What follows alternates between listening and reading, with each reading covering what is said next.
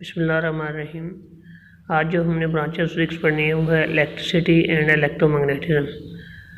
बेटा आपने मैग्नेट भी देखा है, मैग्नेट भी और वायर्स के अंदर ट्रैवल करती हुई इलेक्ट्रिसिटी भी। आप देखते हैं कि आपके घर में जो इलेक्ट्रिसिटी आती है वो मीटर के ज़रिए आपके घर के अंदर इंटर होती है और पूरे घर के अप्लाइंसेस को ऑन करती है। बेटा वायर में इलेक्ट्रिसिटी ऐसे मूव करती है जैसे पानी के पाइप में पानी मूव करता है, ऐसे मूव करता है। और मैग्नेट के अंदर भी आपको पता है उसके अंदर भी कशिश की क़ुव्वत होती है, अट्रैक्शन होती है।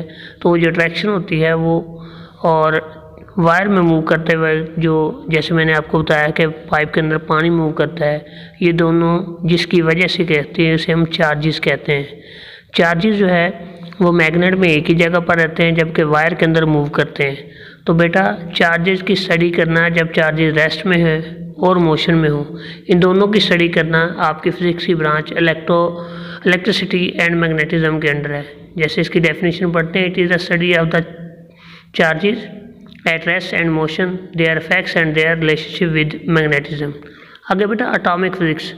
एटॉमिक के आप एटम की बात करते हैं। Atom is the smallest particle of the matter which can not be seen bye naked eye, यानी कि एटम मैटर का वो छोटा छोटा ज़रा होता है जिसे आम आँख से नहीं देखा जा सकता। अगर उसकी स्ट्रक्चर की बात करें, आपको पता है एटम के अंदर प्रोटॉन भी होते हैं, न्यूट्रॉन भी होते हैं जो कि इसके न्यूक्लियस के अंदर होते हैं। और न्यूक्लियस के गिर्द आपके पास ऑर्बिट्स होते हैं जिसके जैसे K, L, M। इस ऑर्बिट में जो मूव करते हैं उसे हम इलेक्ट्रॉन कहते हैं। तो इलेक्ट्रॉन, प्रोटॉन, न्यूट्रॉन, न्यूक्लियाई और पूरे के पूरे एटम का स्ट्रक्चर जो अगर हम डिस्कस करते हैं उसे एटॉमिक फिजिक्स कहते हैं। It is the study of the structure and properties of the atom. आगे बेटा ब्रांच आती है हमारे पास न्यूक्लियर फिजिक्स। बेटा जैसे कि पिछली ब्रांच में मैंने आपको बताया है कि एटॉमिक फिजिक्स में हम एटम, पूरे के पूरे एटम का स्ट्रक्चर को डिस्कस करते हैं। लेकिन अगर हम सिर्फ इसके न्यूक्लियस को डिस्कस करें जो कि एटम का इनर पार्ट है और उसके अंदर मौजूद एलिमेंट्स को डिस्कस करें तो ये बेटा न्यूक्लियर फिजिक्स लाती है। It deals with the properties and behavior of the nuclei and the particles within the nuclei। Next है हमारे पास बेटा ब्रांच है प्लाज्मा फिजिक्स।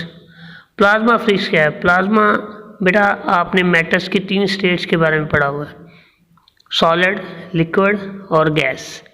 अब चौथी जो ब्रांच है उसे हम कहते हैं, चौथी जो टाइप है, जो शेप है, उसे हम प्लाज्मा फिजिक्स कहते हैं। It is the 4th state of matter. ये 4th स्टेट ऑफ मैटर है और इसको आयनिक स्टेट भी कहते हैं। आयनिक स्टेट क्यों?